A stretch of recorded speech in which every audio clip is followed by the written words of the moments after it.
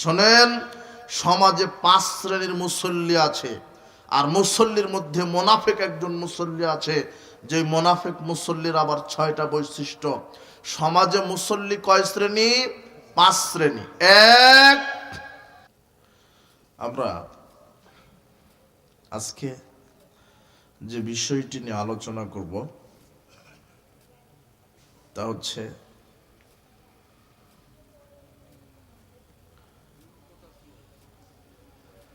গোপন পাপ এবং তার ভয়াবহতা।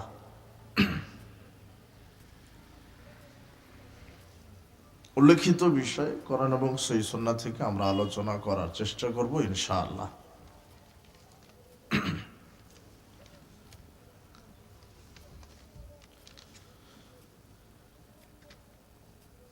মানুষকে আল্লাহ সুবহানাহু ওয়া তাআলা পৃথিবীতে প্রেরণ করেছেন পরীক্ষা করার জন্য। আল্লাহ সুবহানাহু ওয়া তাআলা বলছেন, আল্লাযী খালাকাল মাউতা ওয়াল হায়াতা লিয়াবলুয়াকুম আইয়ুকুম আহসানু আমালা।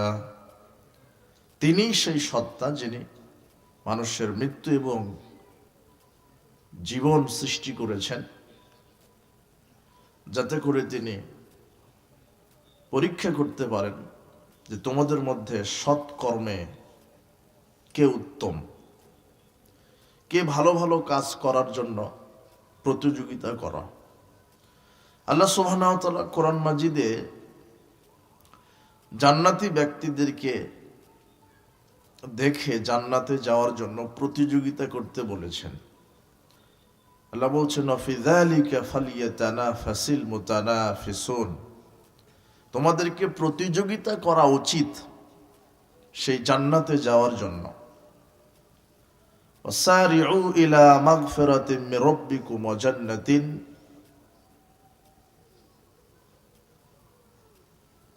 আরদুহাস সামাওয়াতু ওয়াল আরদ উইদ্দাত লিল মুত্তাকিন। আল্লাহ বলছেন, তোমরা ধাবিত হও, প্রতিযোগিতা করো, তোমরা দৌড়াতে থাকো তোমাদের প্রতিপালকের ক্ষমার দিকে এবং জান্নাতের দিকে, যেই জান্নাতের বিশালতা আকাশ এবং জমিনের সমান ব্যাপক, যা প্রস্তুত করা হয়েছে আল্লাহ ভীরু মুত্তাকিদের জন্য।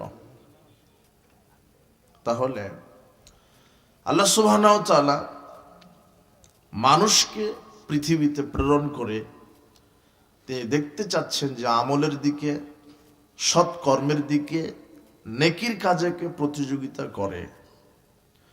কুল্লু নাফসিন যায়িকাতুল মাউত, প্রত্যেকটা প্রাণী মৃত্যুর স্বাদ গ্রহণ করবে। ওয়া নাবলুকুম বিশ-শাররি ওয়াল খায়রি ফিতনা। আর আল্লাহ বলছেন, আমরা মানুষকে পরীক্ষা করব ভালো এবং মন্দ দ্বারা। আল্লাহ মানুষকে পরীক্ষা করবেন ভালো এবং মন্দ দ্বারা। আল্লাহ ভালোরও স্রষ্টা, মন্দেরও স্রষ্টা, উভয়ের স্রষ্টাকে আল্লাহ। আল্লাহ পৃথিবীতে অনেক কিছু আমাদের জন্য দিয়েছেন, তার মধ্যে কিছু হালাল করেছেন, কিছু হারাম করেছেন। তিনি গাভী সৃষ্টি করেছেন, প্রক্ষান্তরে শূকরও সৃষ্টি করেছেন। দুটা সৃষ্টি করে বলছেন যে গাভী হালাল আর শূকর হারাম। তিনি বলছেন, তোমরা যাকাত ভিত্তিক অর্থনীতি চালু করো, সুদ ভিত্তিক অর্থনীতি বন্ধ করো, সুদ হলো হারাম। তিনি বলেছেন যে ঘুষ খাওয়া হারাম, রক্ত হারাম, কুকুর হারাম। কিছু কিছু জিনিস তিনি পৃথিবীতে মানুষের জন্য হারাম করেছেন, যেগুলি খাওয়া ভক্ষণ করা যাবে না।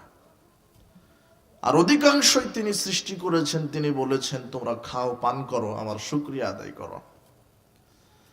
তার মানে তিনি হালালেরও স্রষ্টা, হারামেরও স্রষ্টা। কেন তিনি দুটো সৃষ্টি করলেন? এই দুটা হালাল এবং হারাম যদি সৃষ্টি না করতেন তাহলে তিনি পরীক্ষা করতে পারতেন না। তিনি দুটো সৃষ্টির মাধ্যমে বলেছেন এইটা হালাল, এইটা হারাম। তিনি বলে দিয়েছেন যেমন কোনো গাভী বা কোনো প্রাণী, আপনি কোনো আবাদ করেছেন, ফসল ফলিয়েছেন, খেতে বেগুন চাষ করেছেন, পটল চাষ করেছেন, কিন্তু আপনার নিজের ফসল নিজের বাড়ির গাভীটা খেয়ে ফেলবে। যদি গাভীটাকে আপনি রশি দ্বারা বেঁধে না রাখেন, খাবে না? খাবে। কিন্তু রশি দ্বারা যদি বেঁধে রাখেন, তাহলে সে খেতে যেতেও পারবে না, ফসল খেতেও পারবে না। তো গাভী তো আর বুঝবে না যে এটা আমার মালিকেরই ফসল, এটা খাওয়া যাবে না। ও খাবে, মালিকেরটাও খাবে, অন্যেরটাও খাবে, যদি রশি দ্বারা কি না থাকে, বাধা না থাকে। তো আল্লাহ সুবহানাহু ওয়া তাআলা মানুষকে দেখিয়ে দিয়েছেন সব, কোনটা হালাল কোনটা হারাম, এটা আল্লাহ বলে দিয়েছেন। কোনটা কালো কোনটা সাদা, কোনটা পাপ কোনটা নেকি, সব আল্লাহ বলে দিয়েছেন। বলে দেননি? বলে দিয়েছেন। দেওয়ার পরে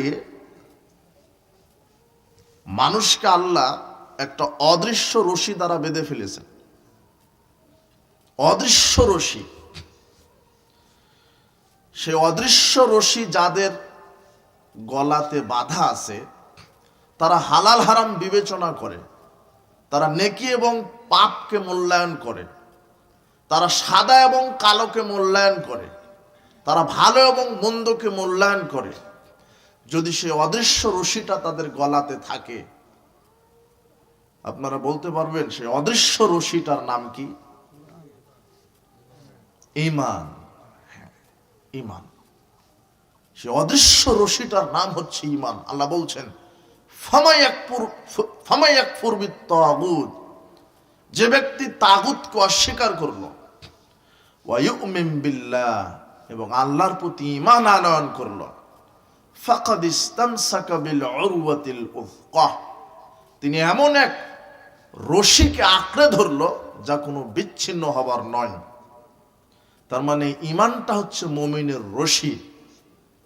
গাভীর গলাতে রশি থাকা অবস্থায় রশি দ্বারা যখন গাভীকে বেঁধে ফেলা হয়, গাভী যেমন মালিকের এবং অন্যের আবাদ খেতে পারবে না, ঠিক মুমিনের ভিতরে যদি অদৃশ্য রশি, ঈমানটা যার ভিতরে থাকে, সে হারাম কোনো কিছু ভক্ষণ করতে পারে না।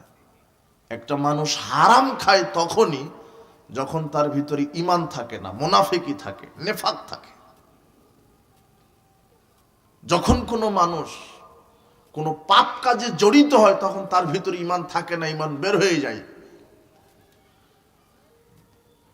আল্লাহ সুবহানাহু ওয়া তাআলা বলছেন ওয়াযারু যাহিরাল ইসমি ওয়া বাতিনা, পৃথিবীর মানুষ তোমরা গোপন এবং প্রকাশ্য পাপ থেকে বেঁচে থাকো। ইন্নাল্লাযীনা ইয়াকসিবুনাল ইসমা, যে কোনো নারী পুরুষ যদি পাপকে উপার্জন করে, যে কোনো নারী পুরুষ যদি পাপ কাজ করে, সাইয়ুজাউনা বিমা কানু ইয়াখতারিফুন, তাহলে পাপের জন্য আমি আল্লাহ তাকে পাকড়াও করব, তাকে শাস্তি দিব। আল্লাহ সুবহানাহু ওয়া তাআলা বলছেন মান আমিলা সাইয়্যাতান ফালা ইউজা ইল্লা মিসলাহা, যে যতটুকুন পাপ করবে সেই পাপ অনুযায়ী তাকে ততটুকুন শাস্তি দেওয়া হবে। ওয়ামান আমিলা সলিহাম মিন যাকারিন আও উনসা ওয়া হুয়া মুমিনুন, আর যে কোনো নারী যে কোনো পুরুষ যদি ঈমান নিয়ে নেকির কাজ করে, সৎ আমল করে, ফাউলাইকা ইয়াদখুলুনাল জান্নাহ, নেকির কাজ করার জন্য আমি সেই নারী পুরুষকে জান্নাতে প্রবেশ করাবো। ইউরযাকুনা ফিহা বিগাইরি হিসাব, যেই জান্নাতে তাদের জন্য থাকবে বেহিসাব রুজি, বেহিসাব রিজিক, যেই জান্নাতে থাকবে অগণিত রুজি, অগণিত রিজিক, ঈমান নিয়ে যদি কেউ নেকির কাজ করে, যদি ঈমান না আনার পরে, ঈমান না নিয়ে যদি নেকির কাজ করে, তাহলে সেই নেকি আল্লাহ কবুল করবেন না। ঈমান থাকতে হবে। ঈমান নিয়ে যদি কোনো নারী কোনো পুরুষ নেকির কাজ করে, তাহলে আল্লাহ তাকে জান্নাতে প্রবেশ করাবেন। আর সেই জান্নাতে থাকবে অগণিত রুজি রুটি, বেহিসাব রুজি। বেহিসাব রুজি মানে সারা পৃথিবীর সব মানুষ যদি একসাথে জান্নাতে ঢুকে যায়,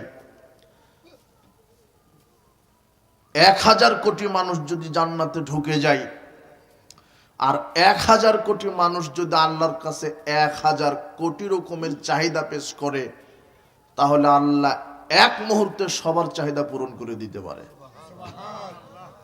এটা হলো বেহিসাব রুজি, কোনো হিসাবই নাই। ইযা রাআইতা সাম্মা রাআইতা নাঈমা ওয়া মুলকান কাবীরা। আল্লাহ বলছেন, জান্নাতে যেদিকেই তাকাবে জান্নাতীরা সেদিকেই নিয়ামত, নিয়ামত আর নিয়ামত, নিয়ামতের সাম্রাজ্য। যারা নেকি নিয়ে উপস্থিত হবে, ইন্নাল আবরারা লাফি নাঈম, যারা নেকি নিয়ে আমার কাছে আসবে আমি তাদেরকে জান্নাতে প্রবেশ করাবো। যারা নেকির কাজ করবে, সৎ আমল করবে, আমি তাদেরকে জান্নাতে প্রবেশ করাবো।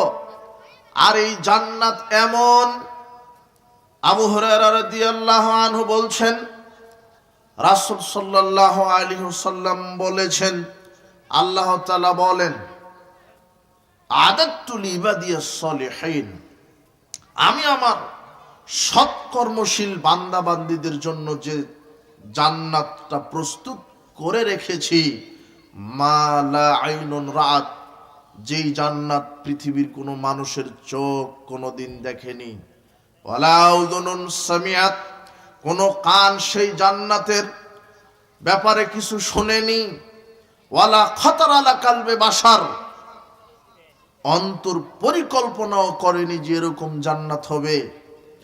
আল্লাহ সুবহানাহু ওয়া তাআলা এমন জান্নাত মানুষের জন্য প্রস্তুত করে রেখেছেন। কোন মানুষ? যে ঈমান নিয়ে সৎ আমল করবে, ঈমান নিয়ে নেকির কাজ করবে।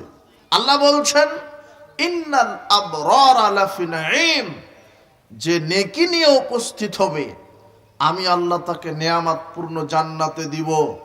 নেয়ামত আর নেয়ামত, সাম্রাজ্য আর সাম্রাজ্য। জান্নাতে যত বৃক্ষ থাকবে সব হবে স্বর্ণের, যত বৃক্ষ থাকবে সব হবে স্বর্ণের।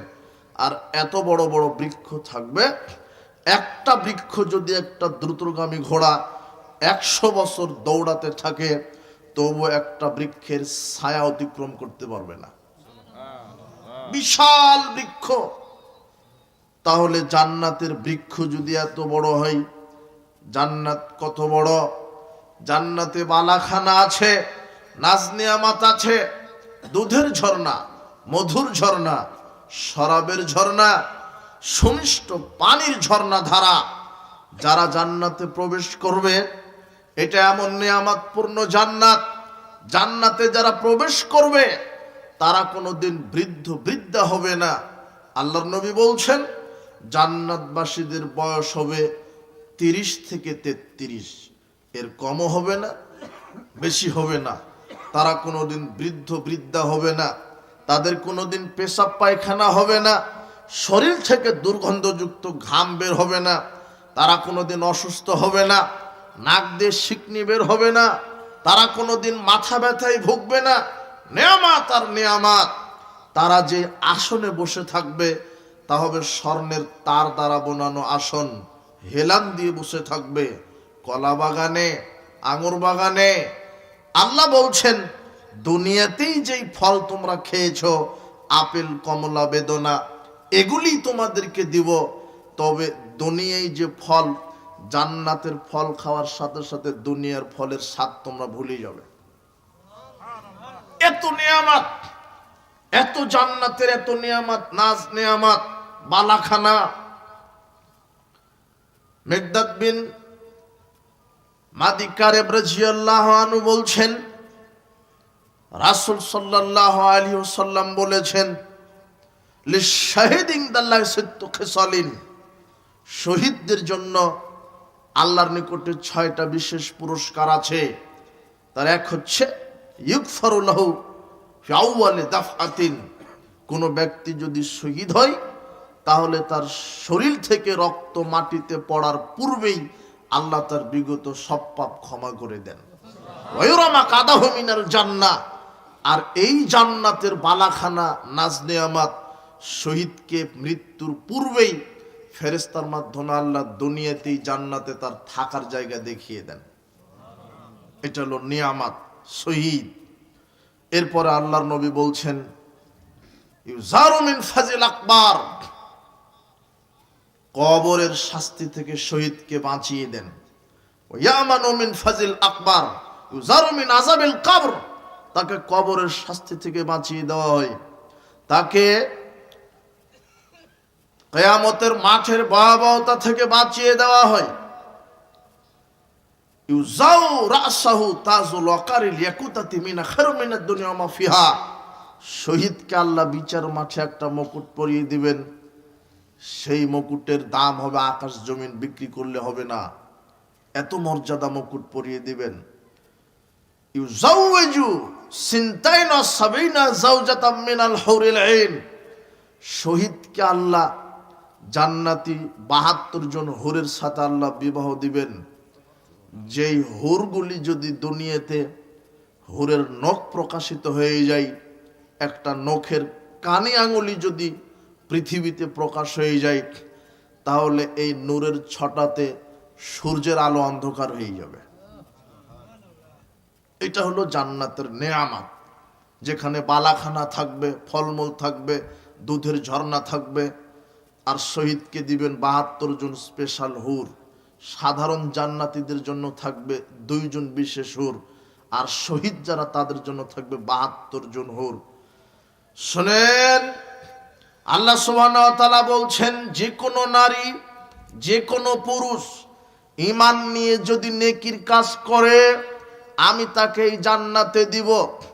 দুনিয়াতে আপনি স্বামী, আপনার স্ত্রী, আপনার ছেলে, আপনার মেয়ে, আপনার পিতামাতা, আপনার দাদা দাদি, আপনারা এক বংশের, সবাই যদি ঈমান এনে আমলে সালেহ করেন, আল্লাহ বলছেন আমি পিতামাতা, স্ত্রী, ছেলে মেয়ে, দাদা দাদি, গোটা বংশকে একই জান্নাতে একই ঘরে রাখব। সবাইকে আল্লাহ একসাথে প্রবেশ করাবেন, একই জান্নাতে রাখবেন। কিন্তু আপনি নেকি করেছেন, আপনার স্ত্রী পাপ করেছে, তাহলে আপনার স্ত্রী জাহান্নাম আর আপনি জান্নাত। আপনি নেকি করেছেন, আপনার ছেলেটা পাপ করেছে, আপনার ছেলে জাহান্নাম, আপনি জান্নাত। আল্লাহ দুনিয়াতে ছেলে মেয়ে, স্ত্রী, পিতামাতা, দাদা দাদি একসাথে রেখেছ, ঈমান নিয়ে নেকি নিয়ে যেন আমরা একসাথে জান্নাতে প্রবেশ করতে পারি, তুমি তৌফিক দান করো। আল্লাহ তুমি আমাদেরকে হেদায়েত দান করো।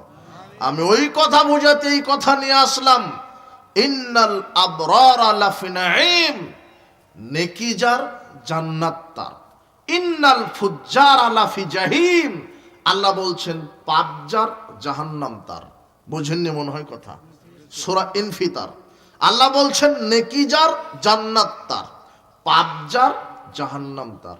ইন্নাহু মান ইয়াতি রাব্বাহু মুজরিমান ফাইন্না লাহু জাহান্নাম, আল্লাহ বলছেন যে কোনো নারী, যে কোনো পুরুষ যদি পাপ করে আমার কাছে উপস্থিত হয়, আমি তাকে জাহান্নামে দিব। যে কোনো নারী, যে কোনো পুরুষ যদি পাপ নিয়ে, গুনাহ নিয়ে, কাবিরা গুনাহ নিয়ে, বড় বড় পাপ নিয়ে উপস্থিত হই, আমি তাকে জাহান্নামে দিব। পাপ থেকে বেঁচে থাকেন, নেকির কাজে প্রতিযোগিতা করেন। নেকি মানে, নেকি মানেই জান্নাত, পাপ মানেই জাহান্নাম। পাপ করেছেন, তওবাবিহীন মারা গেছেন, আল্লাহ শাস্তির ব্যবস্থা করেছেন, যার মাধ্যমে শাস্তি দিবেন তা হচ্ছে জাহান্নাম। নেকি করেন, নেকির কাজ করেন। নেকির কাজ অনেক, নেকির কাজ অনেক। নেকি করা খুবই সহজ, নেকি করা খুব সহজ। নেকি করবেন কিভাবে? সৎকর্মের মাধ্যমে। 5 ওয়াক্ত সালাত, ফরজ, আদায় করেন। রমাদানের সিয়াম ফরজ, আদায় করেন। সামর্থ্য আছে হজ, আদায় করেন। সামর্থ্য আছে জাকাত দেন। এগুলি তো করবেন। তবে নফল ইবাদতের মাধ্যমে বেশি বেশি নেকি উপার্জন করেন। নফল ইবাদতের মাধ্যমে বেশি বেশি নেকি উপার্জন করেন। আল্লাহর নবী বলছেন, তোমাদের কি কেউ অক্ষম দৈনিক 1000 নেকি উপার্জন করবে? সাহাবীরা বলছেন, কিভাবে সম্ভব 1000 নেকি উপার্জন করা? আল্লাহর নবী বলছেন, 100 বার সুবহানাল্লাহ বলো, আল্লাহ তোমাদেরকে 1000 নেকি লিখে দিবে। আল্লাহর নবী বলছেন, 100 বার সুবহানাল্লাহ বলো, 1000 নেকি লিখে দেওয়া হবে। তোমাদের কি কেউ অক্ষম 1000 পাপ ঝরে ফেলে দিবে? 1000 পাপ ঝরে যাবে। এই আমল কি করবে? আল্লাহর নবী এই কথা বলার পরে সাহাবীরা বলছেন, কিভাবে পাপ ঝরে? আল্লাহর নবী বলছেন, 100 বার সুবহানাল্লাহ বলো, আল্লাহ 1000 পাপকে তোমার আমলনামা থেকে মিটিয়ে দিবেন। তাহলে 100 বার সুবহানাল্লাহ বললে নেকি হয়, 100 বার সুবহানাল্লাহ বললে পাপ ঝরে যায়। আবু হুরায়রা রাদিয়াল্লাহু আনহু বলছেন, রাসূল সাল্লাল্লাহু আলাইহি সাল্লাম বললেন, আলা উনাব্বিউকুম, শোনো সাহাবীগণ, আমি কি তোমাদেরকে এই খবর বলে দিব না? ইয়ামহুল্লাহু বিল খাতার ফাওবিদ দারাজাত, আল্লাহ কোন আমল করলে তোমাদের পাপ মিটিয়ে দিবে আর মর্যাদা বৃদ্ধি করবে? সাহাবীরা বলছেন, বলেন। আল্লাহর নবী বলছেন, ইসবাগুল উদুই ফিল মাকারিহে, কষ্ট করে ওযু করা। শীতকালে কনকনে ঠান্ডা শীতে কষ্ট করে ওযু করা, পরিপূর্ণভাবে ওযু করা। 1 2 ওয়ান্তিজারুস সালাতে বাদাস সালাওয়াত, এক ওয়াক্তের সালাত আদায় করে আর এক ওয়াক্তের জন্য প্রস্তুতি নেওয়া। এক ওয়াক্তের সালাত আদায় করে আর এক ওয়াক্তের জন্য প্রস্তুতি নেওয়া। 3 অধিক ধাপ দিয়ে মসজিদে যাওয়া। অধিক ধাপ দিয়ে মসজিদে যাওয়া। এই 3টা কাজ যদি করো, আল্লাহ পাপ ক্ষমা করবে, আল্লাহ মর্যাদা বৃদ্ধি করবে। আল্লাহ পাপ ক্ষমা করবে, আল্লাহ মর্যাদা বৃদ্ধি করবে। আল্লাহর নবী বলছেন, নেকি অর্জন করতে চাও, প্রত্যেক জুমার দিনে তোমরা গোসল করো, সুন্দর পোশাক পরো, তেল মালিশ করো, এরপরে মসজিদের দিকে পায়ে হেঁটে যাও। প্রত্যেক ধাপ সমান। 1 বছর তাহাজ্জুদ, 1 বছর নফল সিয়ামের সমান নেকি হবে। প্রত্যেক ধাপ সমান।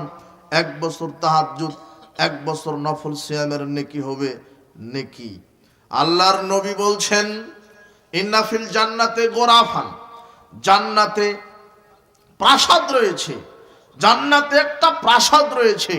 ইউরা জাহিরুহা মিন বাতিনিহা ওয়া বাতিনুহা মিন জাহিরিহা, যেই জান্নাতের ভিতর থেকে বাহির, বাহির থেকে ভিতর সব দেখা যায়। আদাল্লাহ লিমান আলালান কালাম, এই জান্নাত তাদের জন্য যাদের মুখের ভাষা সুন্দর, মুখের ভাষা সুমিষ্ট, মুখের ভাষা নরম। ও তাবা সিয়াম, যারা বেশি বেশি নফল সিয়াম রাখে, সোমবার বৃহস্পতিবার সপ্তাহে 2 দিন সিয়াম রাখে, আইয়ামে বীজ প্রত্যেক আরবি মাসের 13 14 15 সিয়াম রাখে, যারা আশুরার সিয়াম রাখে, যারা আরাফার সিয়াম রাখে। আল্লাহর নবী বলছেন, যে ব্যক্তি আরাফার সিয়াম রাখলো, বিগত আর সামনের 2 বছরের সব পাপ ক্ষমা হয়ে গেল। আল্লাহর নবী বলছেন, যে ব্যক্তি 10 মুহররম আশুরার সিয়াম রাখলো, 2টা সিয়াম 9 10 অথবা 10 11 মুহররমের সিয়াম যে রাখলো, তার বিগত 1 বছরের সব পাপ ক্ষমা হয়ে গেল। আল্লাহ নবী বলছেন, যে ব্যক্তি প্রত্যেক আরবি মাসের 13 14 15 3টা সিয়াম রাখলো, সে যেন সারা বছর সিয়াম পালন করলো। আল্লাহর নবী বলছেন, যে ব্যক্তি শীতকালে সিয়াম রাখলো, সে যুদ্ধ ছাড়াই গনিমত লাভ। সিয়াম রাখা খুবই কঠিন। 5টা 10-এ ইফতার, কথা বুঝেন নিব না। গরমকালেতে 7টায় সূর্য ডুবে, আর শীতকালে কয়টায়? 5টা 10 15 20, 2 ঘন্টা বেশি, 2 ঘন্টা কম। এই জন্য আল্লাহর নবী বলছেন যে শীতকালে সিয়াম যুদ্ধ ছাড়াই গনিমত লাভ, মানে খুবই সহজ। তাহলে শীতকালের ইবাদত বেশি বেশি সিয়াম রাখেন। প্রতি বছর সোমবার বৃহস্পতিবার সিয়াম রাখেন, সপ্তাহে আয়ামে বীজের সিয়াম রাখেন, আরাফা আশুরের সিয়াম রাখেন। নেকি, নেকি অর্জন করলে জান্নাত, ফরজ সালাত, ফরজ সিয়াম, হজ যাকাত তো আদায় করবেন, নফল সিয়ামের, নফল সালাতের, নফল সাদাকার, তাসবিহ তাহলিল, কোরআন মাজিদ তেলাওয়াতের মাধ্যমে নেকি অর্জন করেন। আল্লাহর নবী বলছেন, সাহাবীগণ তোমরা কে চাইবে যে প্রত্যেক দিন ওই বাজারে যাও, আতিক নামক বাজারে যাও, গিয়ে মোটা যা উটনি নিয়ে আসো, যা ছিনিয়ে নেওয়া নয়, আত্মীয়তার সম্পর্ক ছিন্ন করেও নয়, যা চুরি করাও নয়, গিয়ে নিয়ে আসবে। কে চাও? তা সবাই চাই। আল্লাহর নবী বলছেন, তাহলে মসজিদে যাও, কোরআন মাজিদ থেকে এক আয়াত তেলাওয়াত করো, 2 আয়াত তেলাওয়াত করো, অথবা কাউকে এক আয়াত শিখিয়ে দাও। কোরআন মাজিদ থেকে যদি একটা আয়াত তেলাওয়াত করো, তাহলে একটা উট কুরবানির নেকি হয়ে যাবে। একটা আয়াত কাউকে শিখিয়ে দাও, তাহলে উট কুরবানির নেকি হয়ে যাবে। 10 আয়াত পড়বেন, 10 উট, 20 আয়াত পড়বেন, 20 উট কুরবানির নেকি, শুধু নেকি। আল্লাহ নবী বলছেন, তোমাদেরকে কেউ অক্ষম, প্রত্যেক দিন 10 পারা কোরআন খতম দিবে, প্রত্যেক দিন 10 পারা কোরআন খতম দিবে, কোরআনের 1/3 পড়বে। সাহাবীগণ বলছেন, কিভাবে সম্ভব? আল্লাহর নবী বলছেন, সূরা ইখলাস পড়ো, একবার পড়ো, তাহলে আল্লাহ তোমাদেরকে 10 পারা কোরআন খতমের নেকি লিখে দিবেন।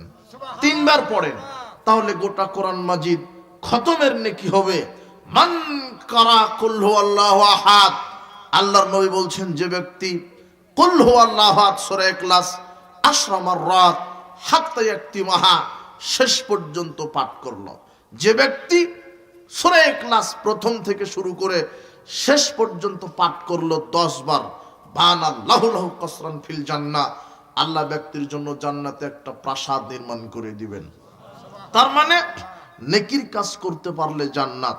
আল্লাহর নবী বলছেন, তাসবিহ পাঠ করো, সুবহানাল্লাহ 33 বার বলো, আলহামদুলিল্লাহ 33 বার বলো, আল্লাহু আকবার 34 বার বলো, তাহলে সমুদ্রের ফেনা তুল্য যদি পাপ হয়, সব পাপ ক্ষমা করা হবে। আর কবুল হজ যেমন হলে যেমন নেকি হয়, কবুল হজের নেকি লেখা হবে। তার মানে নেকি যার জান্নাত তার, নেকি যার জান্নাত তার। আল্লাহর নবী বলছেন, টকটকে ঝকঝকে দামি প্রাসাদ, যার মুখের ভাষা নরম, এই মুখ দিয়ে কটু কথা, কাউকে গালি, কারো গীবাত, পরনিন্দা, ঝগড়া করবেন না, তাহলে জান্নাত কেটে যাবে। 2 নফল সিয়াম রাখলে জান্নাত, দামি জান্নাত। 3 আতামাত তাআম, যারা অভুক্তকে খাদ্য খাওয়ায়, যারা ক্ষুধার্তকে খাদ্য খাওয়ায়, যারা ক্ষুধার্ত, মিসকিন, দরিদ্র, অসহায়, যারা একেবারেই ক্ষুধার্ত, এদেরকে খুঁজে খুঁজে খাদ্য খাওয়াই, এদের জন্য দামি জান্নাত। আবু তালহা রাদিয়াল্লাহু আনহু বলছেন, আল্লাহর নবী, এই যে মেহমান আপনার কাছে খেতে চেয়েছে, আপনার বাড়িতে খাবার নেই, তাহলে আমি আমার বাড়িতে নিয়ে যাই। আবু তালহা রাদিয়াল্লাহু আনহু রাসূলের মেহমানকে তার বাড়িতে নিয়ে গেলেন। নিয়ে গিয়ে স্ত্রীকে বলছেন, স্ত্রী খাবার রেডি করো। স্ত্রীকে বলছেন, স্ত্রী খাবার রেডি করো। স্ত্রী বলছেন, ছেলে মেয়েদের জন্য কিছু খাবার আছে, আমাদেরকেও না খেয়ে থাকতে হবে। আবু তালহা বলছেন, মেহমান নিয়ে এসেছি, সন্তানদেরকে ঘুমিয়ে দাও, মেহমানকে খাদ্য খাওয়াতে হবে। আবু তালহা রাদিয়াল্লাহু আনহু রাত্রে বেলাতে মেহমানকে খাদ্য খাওয়ালেন। খাদ্য খাওয়ানো শুরু করেছেন, মেহমান বলছে, আপনি খানা খেতে লাগেন। এখন আবু তালহা চিন্তা করছে, আমি যদি মেহমানের সাথে খেতে লাগি, তাহলে খাদ্য কম হয়ে যাবে, মেহমানের পেট ভরবে না। প্লেটে 2-4টা রুটি অথবা 8-10টা খেজুর হতে পারে, তো একটা খেজুর নিলে আর পেট ভরবে না, একটা রুটি উঠে নিলে আর পেট ভরবে না। তাই আবু তালহা প্লেটে হাত দিচ্ছে, কিন্তু খেজুর উঠিয়ে নিচ্ছে না। রাত্রের ঘটনা, অন্ধকার, মেহমান চিন্তা করছে যে যাক, মেজবান আমার সাথে খাচ্ছে, কিন্তু প্লেটে শুধু হাত দেই কিন্তু খাবার উঠায় না। মেহমান এইদিকে খেয়ে পেট ভরে গেছে। ফজরের সালাতের পরে আল্লাহর নবী আবু তালহা রাদিয়াল্লাহু আনহুকে ডেকে বলছেন, আবু তালহা, তুমি রাত্রে যে অভিনয় করে মেহমানকে পেট পুরে খাওয়িয়ে দিয়েছ, আল্লাহ তোমার এই খাওয়ানো দেখে আল্লাহ হেসে ফেলেছে, জান্নাত ওয়াজিব হয়ে গেছে। মেহমানকে খাওয়াতে হবে, আর মেহমানকে খাওয়াতে গেলে বাড়ির স্ত্রী ইমানদার হতে হবে। বাড়ির স্ত্রী যদি দাজ্জাল মার খায়, তাহলে মেহমানকে খাওয়াতে পারবেন না। দুপুর 2টায় মেহমান নিয়ে যাবেন, স্ত্রী খেপে যাবে, হুঁশ পাও না এই সময় মেহমান নিয়ে আসে, রাত 12টায় মেহমান নিয়ে যাবেন, স্ত্রী খেপে যাবে। ওই দাজ্জাল স্ত্রী দিয়ে সংসার হবে না, স্ত্রীকে ইমানদার হতে হবে। বিবাহ করতে ভুল হয়েছিল, বিবাহের পূর্বে দেখে ইমানদার পরিবার, ইমানদার নারীকে বিবাহ করা লাগতো। আল্লাহ নবী বলছেন, ইন্না দুনিয়া কুল্লাহা মাতাউন, সারা দুনিয়ায় সম্পদ। খায়রুল মাতাদ দুনিয়াল মারাতাস সালেহা, দুনিয়ার মধ্যে সবচেয়ে দামি সম্পদ হলো ইমানদার স্ত্রী। সারা পৃথিবীর মধ্যে শ্রেষ্ঠ সম্পদ, দামি সম্পদ হলো ইমানদার স্ত্রী। আল্লাহ নবী বলছেন, জাওজাতুন মুমিনাতুন তুইনা আলা ইমানিহি, ওই নারীও উত্তম, ওই স্ত্রী উত্তম, যেই স্ত্রী তার স্বামীকে ইমানের কাজে সহযোগিতা করে। স্বামীর পকেটে 20 টাকা 50 টাকা খুরসা টাকা দিয়ে বলে ফকির মিসকিনকে দিও, এ হলো ইমানদার স্ত্রী। যে ফকির মিসকিনকে খাদ্য খাওয়ায়, মেহমানকে খাদ্য খাওয়ায়, মেহমানের জন্য খাদ্য রান্না করে, এ হলো ইমানদার স্ত্রী। বলছিলাম সংক্ষেপে আপনাকে, নেকি যার জান্নাত তার। এই জন্য যে কোনো মূল্যে নেকি অর্জন করতে হবে। আল্লাহ তুমি তৌফিক দান করো। এখন আপনার সাথে সংক্ষেপে যেটা কথা, যে পাপ, পাপ যার জাহান্নাম তার। পাপ করে মারা গেলে তওবাবিহীন জাহান্নাম হবে। গোপন পাপ, আজকে অনেকেই গোপন পাপের সাথে সম্পৃক্ত। গোপন পাপের সবচেয়ে যেটা ফাংশন, সেটা হলো মোবাইল ফাংশন। গোপন পাপের সবচেয়ে যেটা মারণাস্ত্র, সেটা হলো মোবাইল ফাংশন। প্রত্যেকটা মানুষের মোবাইল যদি কথা বলতে পারতো, তাহলে প্রায় লোক ধরা খেয়ে যেত। সালাত আদায় করে মোবাইলে গান শুনছে, সালাত আদায় করে মোবাইলে গেমস খেলছে। প্রায় লোক গেমস খেলে মোবাইলে, ফ্রি ফায়ার, পাবজি, তাস, ছক্কা, লুডু সবই মোবাইলে খেলা যায়। ভালো ভালো মানুষ, এটা হলো গোপন পাপ। নারীর সাথে জেনা করছে মোবাইলে, মোবাইলে গান শোনে, মোবাইলে মিথ্যে কথা বলে, মোবাইলে প্রতারণা করে, মোবাইলে গেমস খেলে, মোবাইলে গান শোনে, মোবাইলে ল্যাংটা নারী দেখে। এটা হলো গোপন পাপ। আল্লাহ বলছেন যে তোমরা গোপন প্রকাশ্য পাপ থেকে বেঁচে থাকো। মুহাম্মদ সাল্লাল্লাহু আলাইহি ওয়াসাল্লাম বলছেন, শোনো, তোমরা গোপন পাপ থেকে বেঁচে থাকো। গোপন পাপের একটা নিজস্ব ক্ষমতা আছে, গোপন পাপের একটা নিজস্ব ক্ষমতা আছে। বিচারের মাঠে বহু মানুষ সেই তিমাহার শুভ্র পর্বতমালার মতো বিশাল আমল নিয়ে উপস্থিত হবে, কিন্তু গোপন পাপ করার কারণে সেই আমলগুলিকে আল্লাহ নষ্ট করে দিবেন। গোপন পাপ করলে ভালো আমল নষ্ট হয়, ধ্বংস হয়। তার একটা গোপন পাপের মারণাস্ত্র হচ্ছে মোবাইল ফাংশন। এখানে বৃদ্ধ বৃদ্ধা, যুবক যুবতী, ছেলে মেয়ে, শিক্ষক শিক্ষিকা, ছাত্র সবাই মোবাইলে আসক্ত। কেউ বা গান শোনে, কেউ বা গেমস খেলে। মোবাইলের সময় 24 ঘন্টায় দিন রাত হয়, 18 ঘন্টায় মোবাইলে সময় দেয়। ও শিক্ষক, ও ছাত্র, ও পিতা, ও মাতা, ও ছেলে, ও মেয়ে, ও বৃদ্ধ বৃদ্ধা সবাই প্রায় মোবাইল আসক্ত। একটা আশ্চর্য একটা মারণাস্ত্র মোবাইল ফাংশন, যে প্রায় লোক গোপন পাপে আসক্ত। এই গোপন পাপ ঠেকাবেন কি করে? শোনেন, ঈমান যার যত বেশি, পাপ তার তত কম। আর পাপ যার যত বেশি, ঈমান তার তত কম। ঈমান বেশি হলে পাপ ঠেকানো যায়, ঈমান কম হলে পাপ ঠেকানো যাবে না। ঈমানকে বেশি করতে হবে, বৃদ্ধি করতে হবে। ঈমান বৃদ্ধির উপকরণ এক, ঈমান বৃদ্ধির উপকরণ এক, নিয়মিত জামাতে 5 ওয়াক্ত সালাত আদায় করা। 5 ওয়াক্ত সালাত জামাতে আদায় করলে ঈমান বৃদ্ধি পায়। সমাজে মুসল্লি আছে অনেক, কিন্তু অধিকাংশই মুনাফিক মুসল্লি। বলেন তো কি মুসল্লি? মুনাফিক। মুনাফিক মুসল্লির 6টা বৈশিষ্ট্য আছে। মুনাফিক মুসল্লির 6টা বৈশিষ্ট্য আছে। মুনাফিক মুসল্লির 6টা গুণ আছে, বৈশিষ্ট্য আছে। যে 5 ওয়াক্তই সালাত আদায় করে, এ হলো মুসল্লি। শোনেন, সমাজে 5 শ্রেণীর মুসল্লি আছে। আর মুসল্লির মধ্যে মুনাফিক একজন মুসল্লি আছে, যে মুনাফিক মুসল্লির আবার 6টা বৈশিষ্ট্য। সমাজে মুসল্লি কয় শ্রেণী? 5 শ্রেণী। এক, খাঁটি মুসল্লি। খাঁটি মুসল্লি মানে যে ঠিক ঠিক আউয়াল ওয়াক্তে জামাতে 5 ওয়াক্ত সালাত আদায় করে, এ হলো খাঁটি মুসল্লি। যে সালাত আদায় করার পরে পাপ কাজ করে না, এ খাঁটি মুসল্লি। দুই, মুশরিক মুসল্লি। মুশরিক মুসল্লিকে যে শুধু জুমার দিনে সালাত আদায় করে আর রমাদানে 1 মাস সালাত আদায় করে। মুশরিক মুসল্লিকে যে শুধু জুমার দিনে সালাত আদায় করে আর রমাদানের 1 মাস সালাত আদায় করে, এ হলো মুশরিক মুসল্লি। মুনাফিক মুসল্লি, মুনাফিক মুসল্লিকে যে 5 ওয়াক্তই সালাত আদায় করে, তবে যার ভিতরে 6টা বৈশিষ্ট্য আছে, এটা আমি একটু পরে বলছি। 4, ফাসিক মুসল্লি।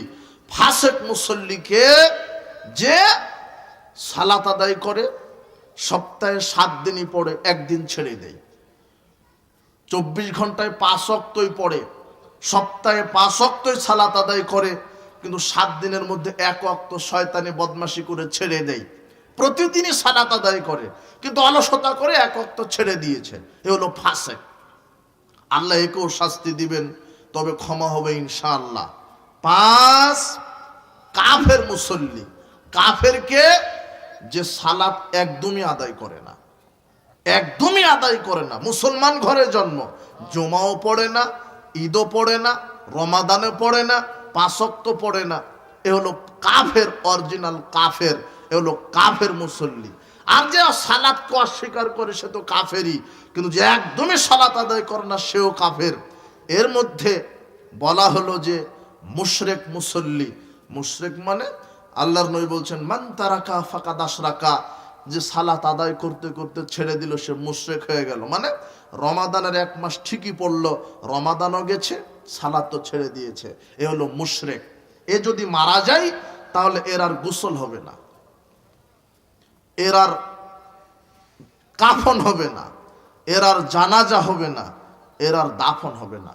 যে শুধু জুমাবারে পড়ে 5 ওয়াক্ত পড়ে না, এর গোসল হবে না, এর কাফন হবে না, এর জানাজা হবে না, এর দাফন হবে না। শুধু কুকুর মরে গেলে পুঁতে রাখে যেমন, এইভাবে বেনামাজি মারা গেলে পুঁতে রাখতে হবে তেমন। যে শুধু জুমাবারে সালাত আদায় করে 5 ওয়াক্ত করে না, কেন? এ মুশরিক। আর মুশরিকরা অপবিত্র, মুশরিকদের জানাজা ইসলামে নেই। 2, ফাসিক। এর জানাজা দিবে, তবে কোনো পরহেজগার ইমাম খতিব নয়। এর জানাজা দিবে কোনো পরহেজগার ইমাম খতিব নয়। সমাজের কেউ একজন জানাজা জানে, এমন লোক ফাসিক মুসল্লির জানাজা দিয়ে তাকে দাফন দিবে। আল্লাহর দয়াতে এর ক্ষমা আছে। 3, কাফের মুসল্লি। এর কোনো দাফন জানাজা কিছুই নাই, পরকালের না, এর পরিণাম হচ্ছে জাহান্নাম। 4, মুনাফিক মুসল্লি। মুনাফিক মুসল্লিকে, ওটা হলো আপনি। দেখেন তো 6টা বৈশিষ্ট্য আছে যার, সে হলো মুনাফিক মুসল্লি। 6টা গুণ যার ভিতর আছে সে হলো মুনাফিক মুসল্লি। 1, 5 ওয়াক্তই সালাত আদায় করে, সপ্তাহে 7 দিনই পড়ে, বছরে 365 দিনই সালাত আদায় করে, 1 ওয়াক্ত সালাতও কাজা করে না। কিন্তু মুনাফিক মুসল্লির 1 নম্বর বৈশিষ্ট্য, 5 ওয়াক্তই পড়ে কিন্তু মসজিদে পড়ে না। দেখেন তো এটা আপনি আছেন কিনা। 2, 5 ওয়াক্তই পড়ে কিন্তু জামাতে পড়ে না, একাকী করে। এ হলো মুনাফিক। 3, 5 ওয়াক্তই সালাত আদায় করে কিন্তু লোককে দেখানোর জন্য করে, মানুষ জানবে যে আমি বড় একজন মুসল্লি, আল্লাহকে খুশি করার জন্য নয়। যারা মানুষকে দেখাবার জন্য সালাত আদায় করে হলো মুনাফিক। 4, 5 ওয়াক্তই সালাত আদায় করে কিন্তু রুকু সেজদা ঠিক মতো করে না, হলো মুনাফিক। আসরাকুন নাস আল্লাযী ইয়াসরিকু সালাতাহু, সবচেয়ে বড় চোর সালাত চোর। কাইফা ইয়াসরিকু সালাতাহু, আল্লাহর নবীকে জিজ্ঞাসা করা হলো যে সালাত কিভাবে চুরি করে। তখন আল্লাহ নবী বলছেন, লাইতুম রুকলা সুজুদাহা, যে রুকু সেজদা ঠিক মতো করে না সেই সালাতকে চুরি করে, যে রুকু সেজদা ঠিক মতো করে না সেই সালাতকে চুরি করে। আপনি কত মুসল্লি নেবেন যে রুকু করেছে, ওঠার ভান করে সেজদায় চলে গেছে, সেজদা করেছে লম্বাভাবে সেজদা করেনি। আর আপনার স্ত্রী যে সেজদা করে, ওই সালাত বাতিল। 1 রাকাত সালাত আপনার স্ত্রী কবুল হবে না। কেন? আপনার স্ত্রী সেজদা করেছে। দেখেন, যেমন কুকুর অথবা বিড়াল যেভাবে শুয়ে থাকে ওইভাবে সেজদা করেছে, মানে দুই কনুইটা দুই হাঁটুর সাথে লাগিয়ে দিয়েছে, আর দুই বাহুটা মাটির সাথে লাগিয়ে দিয়েছে। আল্লাহর নবী বলছেন এমন ভাবে সেজদা করো যাতে করে পেটের নিচ দিয়ে ছাগলের বাচ্চা চলে যায়। কিন্তু আপনার স্ত্রী যে সেজদা করেছে, পিঁপড়া যেতে পারবে না। পিঁপড়া যাওয়ার কায়দা নাই। আপনার স্ত্রীর সালাত বাতিল।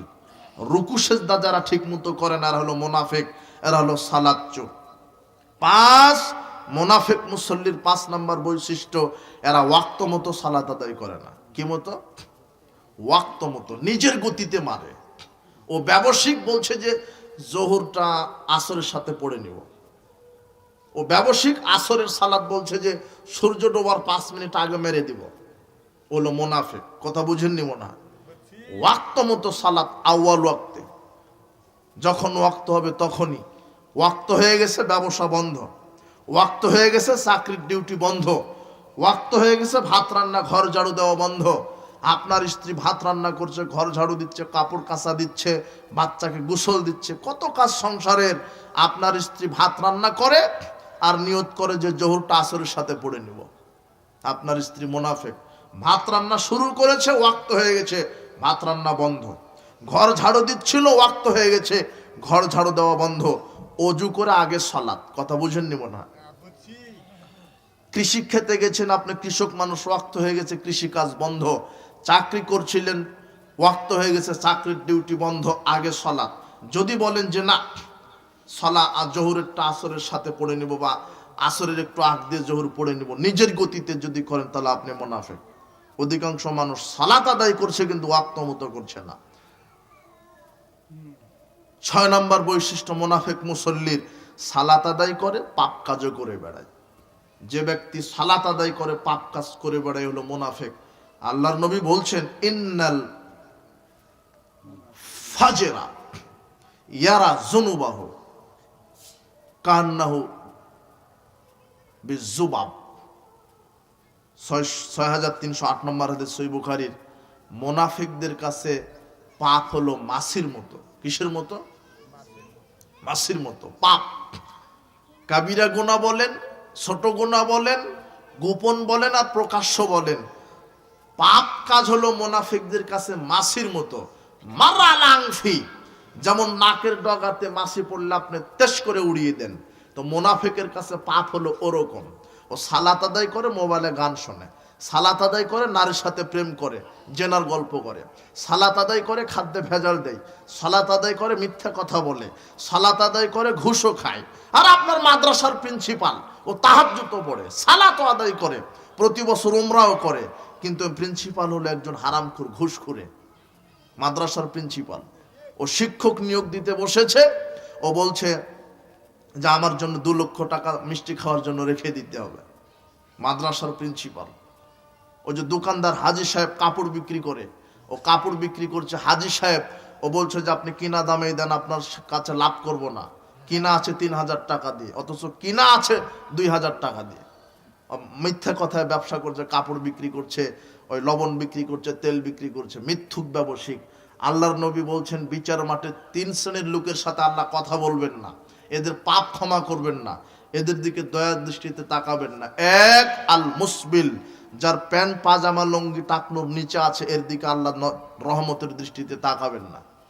এখন আবার আর একটা ঢং শুরু হয়েছে যে শীতকালে যখন মোজা পরে তখন ওই প্যান্ট পাজামা ছেড়ে দিয়েছে। ওকে জানে কে বলেছে যে মোজা পরলে আর টাকনুর ওপরে আর পাজামা পরা লাগবে না। ওটা একটা ফিতনা, বুঝেননি মনে হয় কথা। মোজা পরলেও আপনাকে প্যান্ট পাজামা কোথায় পরতে হবে? টাকনুর উপরে।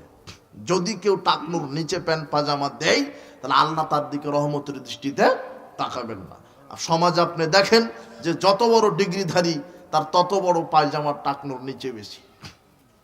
1 2 ওয়াল মান্নান, যারা দান করে খোঁটা দেয়, যারা দান করে খোঁটা দেয়, দান করে যারা খোঁটা দেয়, এদের দিকে আল্লাহ রহমতের দৃষ্টিতে তাকাবেন না।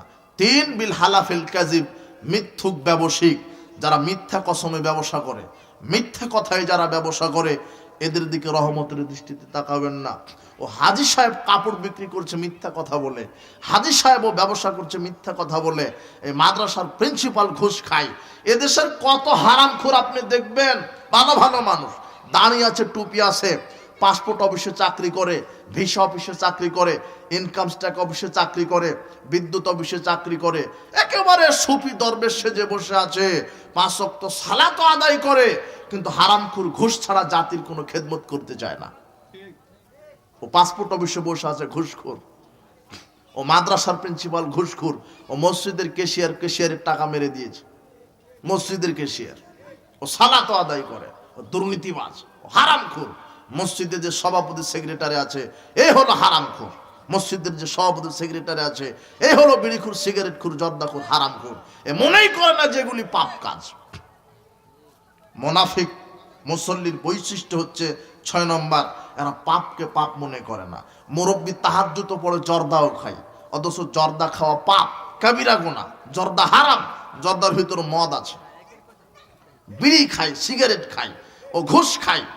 আল্লাহর নবী বলছেন ইয়াতি আলান নাসে জামান, সমাজে একটা যুগ চলে আসবে, মানুষের উপর একটা যুগ চলে আসবে, ইয়াস্তামিউনা ইসাল্লুনা ফিল মাসাজিদ, মসজিদ পরিপূর্ণ হয়ে সালাত আদায় করবে মানুষ, ওয়া লাইসা ফিহি মুমিন, কিন্তু কারো ভিতরে ঈমান থাকবে না। মসজিদ পরিপূর্ণ থাকবে মুসল্লি, কিন্তু ভিতরে ঈমান থাকবে না। মানে 20 বছর ধরে সালাত আদায় করছে, 20 বছর ধরে ঘুষও খায়, 20 বছর ধরে সালাত আদায় করছে, 20 বছর ধরে সুদও খায়। শোনেন, কাবিরা গুনাহ থেকে বিরত থাকবেন। যখন কোনো মানুষ কাবিরা গুনাহ করে তার ভিতরে ঈমান থাকে না। আল্লাহ নবী বলছেন ইন্নাল মুমিনা ইযা আযনাবা যামবান, যখন কোনো মুমিন কোনো কাবিরা গুনাহ করে, খারাজাত মিনহুল ঈমান, তার ভিতর থেকে ঈমান বের হয়ে যায়। কানা রাসাউ কাযুল্লাতি, কানা ফাওকা রাসাউ ফিযুল্লাতি, ঈমানটা বের হয়ে মাথার উপরে ছায়া ছাতার মতো ঘুরতে থাকে। যখন কোনো মুমিন পাপ করে, যখন কোনো মুমিন পাপ করে, তখন তার ঈমানটা অন্তর থেকে বের হয়ে মাথার উপরে ছাতার মতো ঘুরতে থাকে। যখন লোকটা পাপ কাজ করা ছেড়ে দেয়, তওবা করে, ভালো কাজ করে, তখন ঈমানটা তার অন্তরে আবার ঢুকে যায়। আবু হুরায়রা রাদিয়াল্লাহু আনহু বলছেন, রাসূল সাল্লাল্লাহু আলাইহি ওয়াসাল্লাম বলেছেন, লা ইয়াজনি যানি হিনা ইয়াজনি ওয়া হুয়া মুমিন, কোন মুমিন নারী পুরুষ জেনা করতে পারে না ঈমান নিয়ে। যখন জেনায় লিপ্ত হয় তখন তার ভিতর থেকে ঈমান বের হয়ে যায়। লা ইয়াশরাবুল খামরা হিনা ইয়াশরাবু ওয়া হুয়া মুমিন, কোন মুমিন নারী পুরুষ মদ পান করতে পারে না ঈমান নিয়ে। যখন মদ পান করে তখন তার ভিতর থেকে ঈমান বের হয়ে যায়। আজকে সমাজে প্রায় মদখোর, কেউ বা বিড়িখোর, কেউ বা সিগারেটখোর, কেউ বা ইয়াবাখোর, কেউ বা গাঁজাখোর, কেউ বা ফেনসিডিলখোর, প্রায় মদখোর। যে মদ খায় তার ভিতরে ঈমান নেই, ঈমানটা বের হয়ে গেছে। মদ পান করা ছেড়ে দিতে হবে, তওবা করতে হবে। আল্লাহ বলছেন আমি মদ পান করাকে হারাম করলাম, আমি মদ খাওয়াকে হারাম করলাম। মদ হারাম, মদ কাবিরা গুনাহ। শোনেন, মদ নির্ধারিত কোনো বস্তুর নাম নয়, মদ নির্ধারিত কোনো বস্তুর নাম নয়। ওই জিনিসটাই মদ যার ভিতরে নেশা আছে, যেটা খেলে নেশা হয়, যেটা খেলে মানুষ পাগলামি করে, ওটাই তো বিড়ি, ওটাই তো সিগারেট, ওটাই তো জর্দা। কেন? জর্দা খেলে নেশা হয়। আপনি কম খান তাই আপনার নেশা হয় না, কিন্তু আপনি বেশি পরিমাণে খান, দেখেন আপনার জর্দা খেলে নেশা হবে। আল্লাহর নবী বলছেন মাসকারা কাসিরু ফাকালিলু হারাম, যেই জিনিসটা বেশি পরিমাণ খেলে বিবেকের ক্ষতি হয় তার অল্পটাও হারাম। তার মানে জর্দা আপনি পানের সাথে খান অল্প, তাই বিবেকের ক্ষতি হয় না, কিন্তু জর্দা আপনি 100 গ্রাম একসাথে খেয়ে দেখেন আপনার মাথা বিবেক বুদ্ধি ঠিক থাকবে না। জর্দা বেশি খেলে বিবেকের ক্ষতি, তাই জর্দা অল্প খাওয়া হারাম। যারা পান খায়, পানের সাথে জর্দা খায়, তারা চিবিয়ে খায়। যারা বিড়ি সিগারেট খায় তারা জর্দা আগুন দিয়ে পুড়িয়ে খায়, কিন্তু মশলাটা একই। কথা বুঝেননি মনে হয়? এগুলো হচ্ছে মাদক। যারা ইয়াবা খাচ্ছ, এই যুবক শোনো, আজকে তওবা করো, কোনোদিন বিড়ি সিগারেট জর্দাগুল ফেনসিডিল খাবে না। এগুলো হচ্ছে মাদক। আল্লাহর নবী বলছেন যে ব্যক্তি মানসারাবাল খামরা সাকেরা লাম তুকবাল সালাতুন আরবানা সাবাহান, যে ব্যক্তি একবার মাদক মুখে দেয় তার 40 দিনের কোনো নফল ইবাদত, ফরজ ইবাদত কবুল হয় না। তার 40 দিনের কোনো ইবাদত নাই। মান শারবাল খামরা লাম ইয়ারজাল্লাহু আনহু আরবাইনা লাইলা, যে ব্যক্তি একবার মাদক মুখে দেয় আল্লাহ তার উপরে 40 দিন অসন্তুষ্ট থাকেন। 40 দিন অসন্তুষ্ট। 40 দিন তুমি আল্লাহকে নিজের দিকে করতেই পারবে না। কতদিন? 40 দিন। তুমি একবার মাদক মুখে দিলে আল্লাহ তোমার উপরে 40 দিন অসন্তুষ্ট থাকে। 40 দিন আল্লাহর পক্ষ থেকে লানত তোমার উপরে নাজিল হয়। তুমি কত হারামখোর, মাদক তুমি সেবন করা থেকে তুমি বিরত থাকো। আল্লাহ বিচারের মাঠে জাহান্নামীদেরকে তিনাতুল খাবাল পান করাবেন। তিনাতুল খাবাল কি? জাহান্নামের শরীর থেকে রক্ত পুঁজ মিশ্রিত গলিত তরল পদার্থ দুর্গন্ধযুক্ত, এটা যারা মদখোর তাদেরকে খাওয়াবেন, যারা মদখোর তাদেরকে খাওয়াবেন। এই জন্য হে যুব সমাজ, আজকে তুমি মাদকতার কাছে ঈমান বিক্রি করে দিয়েছ, তুমি আজকে তওবা করো। মদ বিক্রি করা হারাম। ইন্নাল্লাহা ইযা হারামা আলা কওমিন আকলা শাই, আল্লাহর নবী বলছেন আল্লাহ মানুষের উপরে যেই জিনিস খাওয়া হারাম করেন, হারাম আলাইহিম সামানাহু, তার ব্যবসাকেও আল্লাহ হারাম করেন। বিড়ি সিগারেট জর্দাগুল ইয়াবা খাওয়া হারাম, বিড়ি সিগারেট জর্দাগুল বিক্রি করা হারাম, বিড়ি সিগারেট জর্দাগুল খাওয়া হারাম, বিড়ি সিগারেট জর্দাগুল বিক্রি করা হারাম। এই যুবক শোনো তো, তোমার বাপ মুদির দোকান দেয়, তোমার বাপ মুদির দোকানদার, তোমার বাপ দিনে চাল ডাল তেল বিক্রি করে 50,000 আর সিগারেট বিড়ি বিক্রি করে 10,000, এই হলো 60,000। এই 60,000 টাকা দিয়ে যদি একটা খাসি কিনে কুরবানি দেয়, তোমার বাপের কুরবানি কবুল হবে না। বলো তো কেন? ওখানে ওই 10,000 হারাম টাকা আছে। ওই বিড়ি সিগারেট জর্দাগুল বিক্রি করা হারাম, ওর খাওয়া হারাম, ওটা বিক্রি করা হারাম, ওটা সরবরাহ করা হারাম, ওর লভ্যাংশ খাওয়া হারাম। যারা মাদক সেবন করে আল্লাহ তাদের উপরে লানত বর্ষণ করেন। আজকে তুমি তওবা করো, বিড়ি সিগারেট জর্দাগুল ইয়াবা তুমি মুখে দিবে না, এটা কিনবে না, এটা বিক্রি করবে না, এটা খাবে না। কিন্তু আজকের গোটা সমাজ ব্যবস্থাটাই জাহেলিয়াত। শিক্ষক খায়, হেডমাস্টার খায়, হেড মৌলানা খায়, ছাত্র খায়, ছাত্রী খায়, বাপ খায়, দাদা খায়, দাদি খায়, সবাই খায় হারামখোর। আপনি 10 ব্যাটারি টর্চ লাইট দিয়ে খুঁজে পাবেন না যে হালাল খুরকে সমাজে। আপনি বলছেন আমি পাক্কা আহলে হাদিস, জোরে আমিন বলি, রাফাল আদান করি, 5 ওয়াক্ত সালাত আদায় করি, অথচ আপনি এখনো বিড়ি সিগারেট ত্যাগ করতে পারেননি। আপনি পাক্কা আহলে মুনাফিক একটা। আপনি নারীকে, আপনার মেয়েকে বেপর্দা হয়ে ঘুরান কেন? আপনার স্ত্রী বাজারে যায় কেন? আপনার স্ত্রী বেপর্দায় চলে কেন? আপনি কি মনে করছেন যে ওই জোরে আমিন বললে আহলে হাদিস হয়? বেটিকে ল্যাংটা করে স্কুল কলেজে পাঠিয়েছেন আর ছালাতে বলছেন জোরে আমিন আমি আহলে হাদিস? আপনি আহলে মুনাফিক। বেটিকে পর্দায় রাখেন, স্ত্রীকে পর্দায় রাখেন, ছেলেকে পর্দায় রাখেন। আপনি পরিবারকে জাহান্নামের দিকে নিয়ে যাচ্ছেন। মেয়ে বেপর্দায় চলে কেন? স্ত্রী হাটে বাজারে যায় কেন? তেল লাগুক, সাবান লাগুক, যা লাগুক আপনি কিনে দিবেন। আপনার স্ত্রীদের মার্কেট করতে যায় কেন? কাপড় কিনতে যায় কেন? আপনার স্ত্রী যাবে কেন? বাজারে যাবে কেন? জনগণের সামনে যাবে কেন? আপনার পুরুষত্ব থাকা দরকার, হায়া লজ্জা শরম থাকা দরকার। আপনি নিজেকে আহলে হাদিস বলছেন, কোন লজ্জায় কোন শরমে পরিবারকে জাহান্নামের দিকে ঠেলে দিয়ে ছেলেকে, মেয়েকে, স্ত্রীকে আপনি সাবধান হন।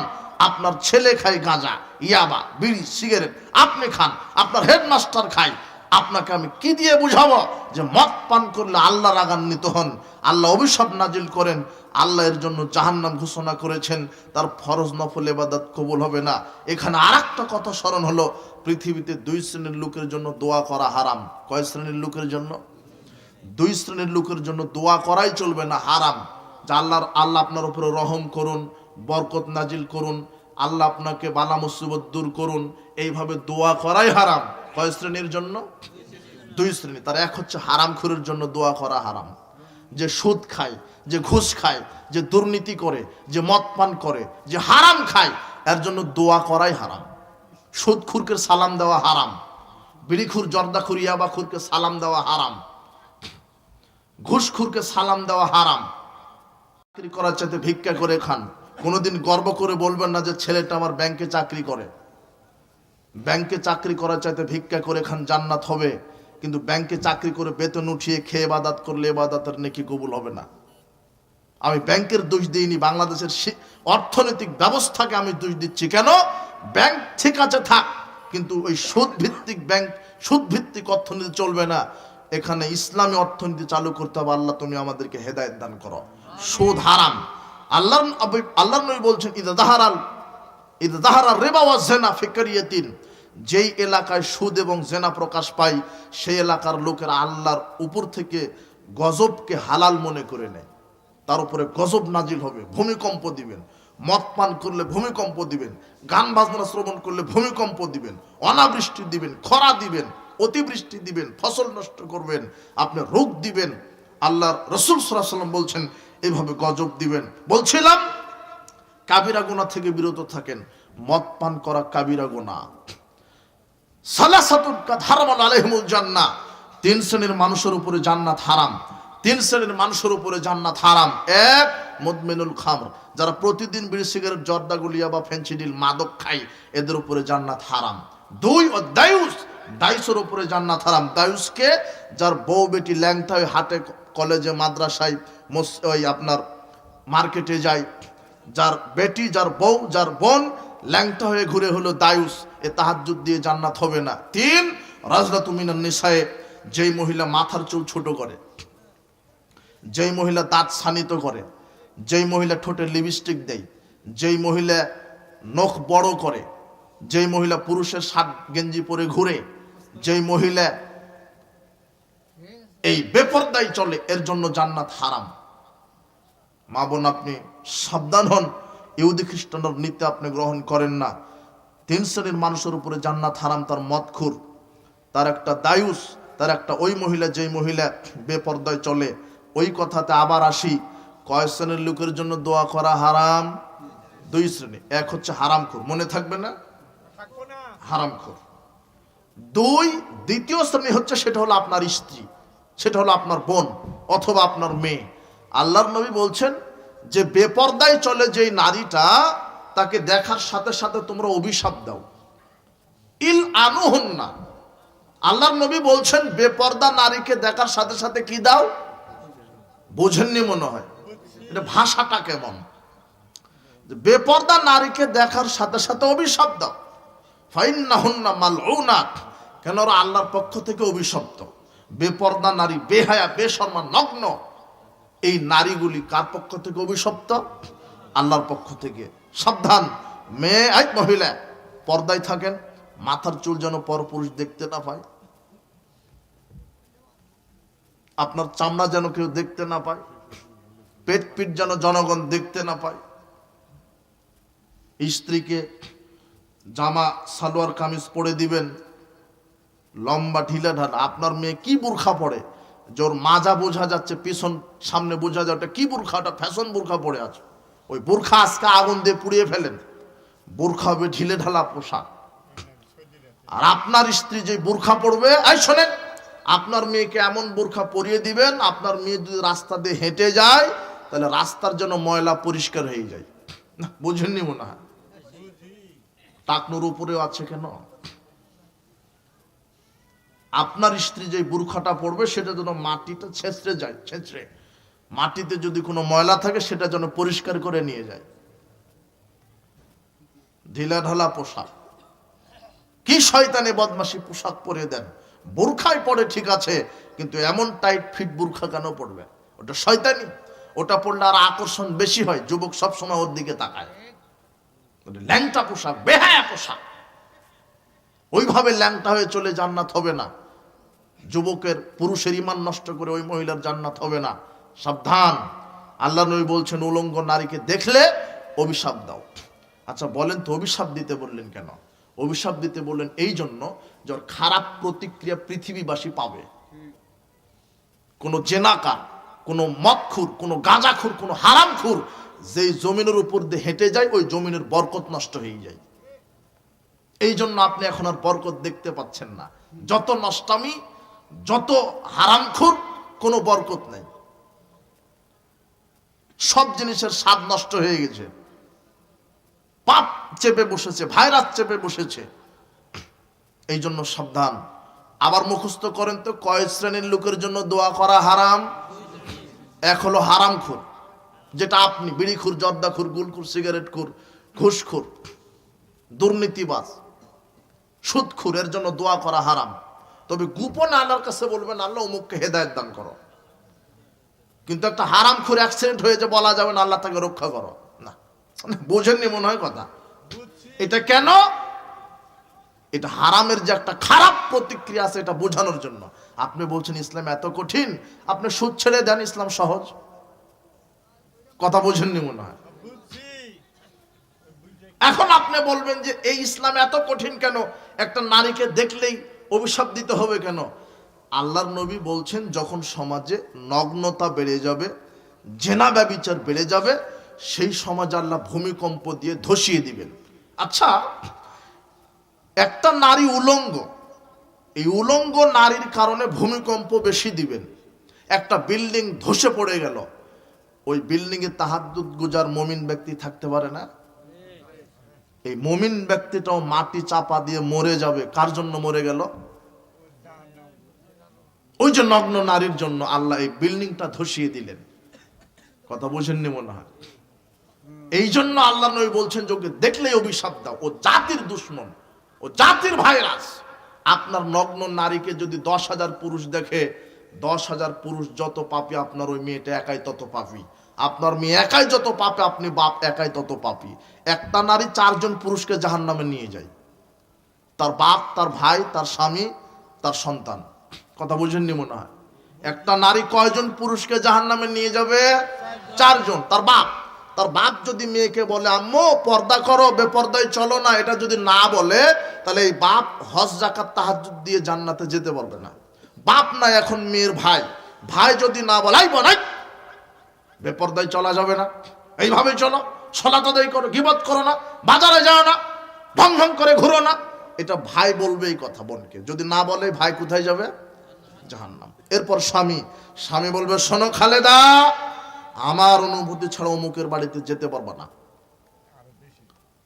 আমার অনুমতি ছাড়া কোথাও যেতে পারবে না, তোমার মুখ যেন আমি ছাড়া, তোমার চেহারা যেন জাতি না দেখে। এই যুবক, তুমি কত কাপুরুষ, তোমার বউ কি গরু ছাগল নাকি যে ফেসবুকে তুলে তুমি জাতিকে দিচ্ছ? তোমার মতো গরু, তুমি গরু ছাগলের একটা হায়া লজ্জা শরম আছে, তোমার হায়া লজ্জা শরম নাই। তুমি কি বোঝাতে চাচ্ছ যে তোমার বউ ওটা তোমার সম্পদ শুধু নয়, জাতিরও সম্পদ? তুমি তো তাই মনে করছো যে এটা জাতির সম্পদ আমার বউ। হারামখোর। কুকুরের একটা লজ্জা শরম আছে, তোমার সেটা নেই। কুকুরের একটা লজ্জা শরম আছে, তোমার সেটা নেই। তুমি বউকে ফেসবুকে আপলোড দাও কেন, দিয়ে বলো কেন যে দোয়া করবেন? হারামখোর, তোমার জন্য দোয়া করাই তো হারাম। তুমি বইয়ের ছবি কেন ফেসবুকে দাও? মোটরসাইকেলে ল্যাংটা করে ঘোরাও কেন? বাজারে যাও কেন? তোমার হায়া আছে, লজ্জা আছে, শরম আছে? বউকে কন্ট্রোল করো। বউ বেপরদায় চললে জান্নাত হবে না। 4 সন্তান। যেই নারীর স্বামী নেই, ভাই নেই, পিতা নেই, বড় ছেলে আছে, ছেলে তার মাকে বলবে আম্মু পর্দা করো। সাবধান, একটা নারী 4 জন পুরুষকে জাহান্নামে নিয়ে যেতে পারে, আর এ তো যাবে যাবে। এই জন্য আল্লাহ নবী বলছেন উলঙ্গ নারীকে দেখলে কি করো? অভিশাপ করো। ও জাতির ভাইরাস, ওর মুখ দেখলে পাপ হয়, চেহারা দেখলে পাপ হয়। মা বোন, ইসলাম এইভাবে আপনাকে কঠোর বলেছে, ঠিক আছে, তবে আপনার মর্যাদা অনেক। আপনি খাদিজার মতো হন, আপনি খাদিজার মতো হবেন। খাদিজা রাদিয়াল্লাহু আনহার মতো যদি হন, খাদিজা রাদিয়াল্লাহু আনহা স্বামীকে শ্রদ্ধা করতেন, স্বামীকে ভক্তি করতেন, স্বামীর খেদমত করতেন। স্বামীর খেদমত, এত খেদমত করতেন, আল্লাহ খাদিজা রাদিয়াল্লাহু আনহার প্রতি এত সন্তুষ্ট, মানে গারে হেরাতে তিনি ইবাদতে মগ্ন থাকতেন। খাদিজা রাদিয়াল্লাহু আনহা প্রায় দিনই খাদ্য, ভাত তরকারি রান্না করে নিয়ে যেয়ে দিতেন। তো এটা আল্লাহর কাছে এত সন্তুষ্ট, খুশি আল্লাহ। আল্লাহ জিবরিলকে মুহাম্মাদের কাছে পাঠিয়ে বলছেন, জিবরাইল বলছেন মুহাম্মদ সাল্লাল্লাহু আলাইহি ওয়াসাল্লাম, ওই যে আপনার স্ত্রী খাদিজা আসছে, হাতে বাটি আছে, তরকারি আছে, আমি তো সালাম দিলাম, আপনার স্ত্রী খাদিজার প্রতি আল্লাহ এত সন্তুষ্ট হয়েছেন, আল্লাহ নিজে খাদিজাকে সালাম দিয়েছে। আর জান্নাতে একটা খাদিজার জন্য টকটকে ঝকঝকে দামি জান্নাতে ঘর নির্মাণ করেছেন আল্লাহ। কেন করেছে? খাদিজা কার খেদমত করত? স্বামীর। হে মা বোন, আপনার মর্যাদা ইসলামে অনেক, আপনি স্বামীর আনুগত্য করুন।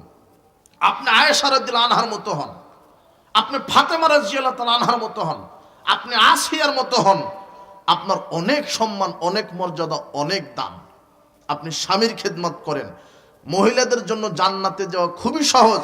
আল্লাহ নবী বলছেন, কোন মহিলা যদি 4টা কাজ করে: 1 5 ওয়াক্ত সালাত, 2 রমাদানের সিয়াম, 3 লজ্জাস্থানের হেফাজত, মানে বেপরদায় চলবে না, নিজের লজ্জাস্থান কাউকে ভোগ করতে দিবে না তার স্বামী ছাড়া। স্বামী বিদেশ গেছে, কত পুরুষের সাথে জেনার সম্পর্ক। স্বামী বিদেশ আছে 5 বছর 10 বছর, এদিকে স্ত্রী কত পুরুষের সাথে জেনার সম্পর্ক। স্ত্রী শোনেন, আপনার লজ্জাস্থানের মালিক আপনার স্বামী, এছাড়া কেউ নয়। সাবধান, জেনায় লিপ্ত হবেন না, নিজেকে কন্ট্রোল করেন। লজ্জাস্থানের হেফাজত, 5 স্বামীর আনুগত্য, 4 স্বামীর আনুগত্য। এই 4টা যদি কোনো নারী করে, আল্লাহর নবী বলছেন সেই নারীর জন্য আল্লাহ জান্নাতের 8টি দরজা খুলে দিবে। জান্নাতে নারীদের জন্য জান্নাতে যাওয়া সহজ। এরপরে আল্লাহর নবী বলছেন, এই সাহাবীরা, আমি কি বলে দিব না যে কারা কারা বেশি বেশি জান্নাতি? আলা উখবিরুকুম বিআহলিল জান্নাহ, জান্নাতবাসীরা কারা, এরা বলে দিব না? তো বলেন।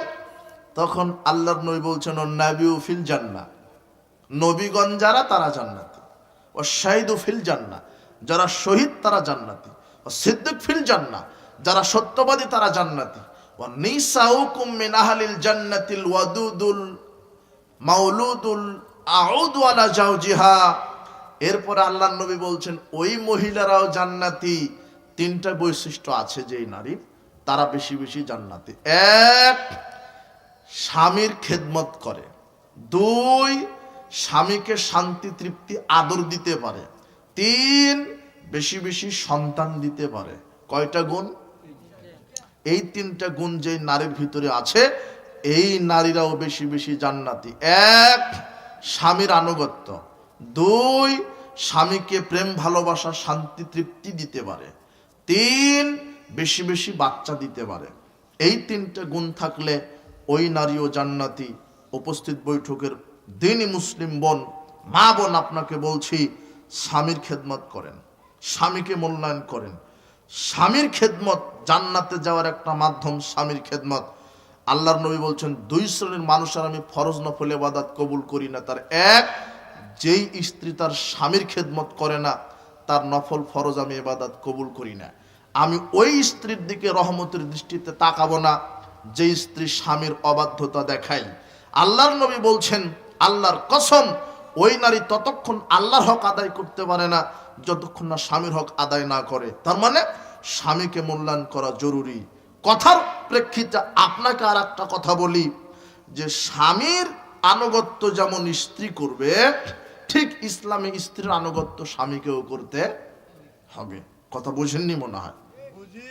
আপনার হক স্ত্রীর উপরে যেমন আছে, স্ত্রীর হক আপনার উপরে তেমন আছে। আল্লাহ নবী বলছেন, খৈরুকুম খৈরুকুম লিআহলি, আমি তোমাদের মধ্যে সবচেয়ে সেই উত্তম যে তার স্ত্রীর নিকটে উত্তম। আল্লাহ নবী বলছেন, সেই তো উত্তম স্বামী যে যে মানের খায় স্ত্রীকে সে মানের খাওয়ায়, যে মানের পরে সে মানের স্ত্রীকে পড়ায়, স্ত্রীকে গালি দেয় না, স্ত্রীকে মারধর করে না, স্ত্রীকে থাকার জায়গা দেয়, খাওয়ার জায়গা দেয়, চিকিৎসায় সেবা করে, স্ত্রীকে সময় দেয়। অনেক স্বামী আছে স্ত্রীকে মূল্যায়ন করে না, কটু ভাষায় কথা বলে। সাবধান, স্ত্রীকে মূল্যায়ন করবেন, স্ত্রীর কাজে সহযোগিতা করবেন। আপনি কয় টাকার বেতনের চাকরি করেন, আপনি কত বড় অফিসার হয়েছেন যে স্ত্রীকে সময় দেন না? মুহাম্মদ সাল্লাল্লাহু আলাইহি ওয়াসাল্লাম ছিলেন পৃথিবীর প্রেসিডেন্ট হওয়ার পরে স্ত্রীকে সময় দিয়েছেন, মদিনার প্রেসিডেন্ট। এরপর আয়েশা রাদিয়াল্লাহু আনহা বলছেন, রাসূল সাল্লাল্লাহু আলাইহি ওয়াসাল্লাম সংসারের কাজ করতেন সাধারণ মানুষের মতো, বকরির দুধ দহন করতেন, ঘর ঝাড়ু দিতেন, কাপড় ছিঁড়ে গেলে সেলাই করতেন সুই দিয়ে। কথা বুঝেননি মনে হয়? কাপড় কাঁচা দিতেন। আয়েশা রাদিয়াল্লাহু আনহা তিনি বলছেন, এগুলি সংসারের কাজ করতেন, রান্নার কাজে সহযোগিতা করতেন। করতে করতে যখন আজান হয়ে যেত, তখন তিনি মসজিদে গিয়ে সালাত আদায় করতেন। তো আপনিও আপনার স্ত্রীর রান্নার কাজে একটু সহযোগিতা করেন। বুঝেননি কথা? স্ত্রীর পাশে দাঁড়ান, স্ত্রীর খেদমত করেন, স্ত্রীকে সান্ত্বনা দেন, স্ত্রীকে সময় দেন, স্ত্রীকে মূল্যায়ন করেন। অনেক পুরুষ আছে স্ত্রীকে মূল্যায়ন করে না, স্ত্রীকে সময় দেয় না, দুনিয়া নিয়ে, চাকরি নিয়ে, ব্যবসা নিয়ে ব্যস্ত। জি না, সুযোগ পেলে স্ত্রীকে কাছে নিয়ে বসেন, একটু আদর করেন, স্ত্রীর প্রশংসা করেন, স্ত্রীকে কটু কথা বলবেন না, সবসময় স্ত্রীর প্রশংসা করবেন। খালেদা তুমি খুবই ভালো, দিন যত যাচ্ছে তুমি খুবই ভালো, তোমার হাতের রান্না ভালো, তোমার বংশের লোকেরা ভালো, হোক খারাপ তারপরেও প্রশংসা। কথা বুঝেন নি মনে হয়? আর নারীরা কিন্তু বুড়ি হতে চায় না। বলবেন না যে চুল পেকে যাচ্ছে, চামড়া ঘুষ পড়ে গেছে, তাহলে কিন্তু অসন্তুষ্ট হবে। বলবেন যে খালেদা যত দিন যাচ্ছে তত তুমি ডানা কাটা পরি হচ্ছ, দেখবেন যে সারা রাত পা টিপে দিবে আপনার। কথা বুঝেননি মনে হয়? স্ত্রী স্বামী উভয়েরই হক আছে, কোনোদিন কটু কথা বলবেন না। বারাকাল্লাহ ফিকুম। আর আরেকটি কথা, আজকের মৌলিক আলোচনায় ছিল পাপ থেকে বেঁচে থাকবেন। কথা বুঝেননি? গোপন হোক প্রকাশ্য হোক, পাপ থেকে বেঁচে থাকবেন। হারাম খাবেন না, জেনায় লিপ্ত হবেন না, মদ পান করবেন না, এই হারাম থেকে আপনি বিরত থাকবেন। আর আরেকটা যেটা জুয়ার কথা বলা হলো, মোবাইলে জুয়া খেলছে, ক্যারাম খেলছে, ছক্কা লুডু খেলছে, জুয়ার সাথে সম্পৃক্ত হবেন না। জুয়া খেললে আল্লাহ নারাজ হন, জুয়া খেললে আল্লাহর নাফরমানি করা হয়, জুয়া খেলার পরিণাম জাহান্নাম। বলছিলাম যে আপনাদের অবগতির জন্য আরেকটি বিষয়, সেটা হচ্ছে আমাদের প্রতিষ্ঠিত একটা প্রতিষ্ঠান আছে আপনাদের টাঙ্গাইলের মাটিতেই, সই আকিদা মানহাজের প্রতিষ্ঠান। যারা আপনাদের ছেলে মেয়ে অনেকেই আছে যে সই আকিদা মানহাজের প্রতিষ্ঠান খুঁজে পাচ্ছেন না, ছেলেকে শিক্ষা দিবেন এরকম মাদ্রাসা পাচ্ছেন না, এরই পরিশ্রম ফলশ্রুতিতে আমরা এই টাঙ্গাইলেই সই আকিদা মানহাজের প্রতিষ্ঠান গড়েছি, যেটা হচ্ছে ভুয়াপুর থানাধীন ঘাটাইল উপজেলাতে অবস্থিত, ভুয়াপুর থানার পাশেই। ভুয়াপুর থেকে 1.5 কিলোমিটার আপনার ওটা আনন্দপাড়া, ভুয়াপুর থানার পাশেই, যেটা দারুল হাদিস আর সালাফে ইসলামী কমপ্লেক্স। এটি একটি সই আকিদা মানহাজের প্রতিষ্ঠান, যেখানে হেফজ বিভাগ আছে, নোরানি আছে, নাজেরা আছে, ওই প্লে থেকে নিয়ে নাহুমির ক্লাস 6 পর্যন্ত আছে, আবাসিক অনাবাসিক। আপনাদের সন্তানকে সুনাগরিক সুশিক্ষা দেওয়ার জন্য আমাদের প্রচেষ্টা। তো আপনাদের কাছে আমরা দোয়া প্রার্থী, আপনারা দোয়া করবেন আল্লাহ যেন আমাদের প্রতিষ্ঠানটি কবুল করে।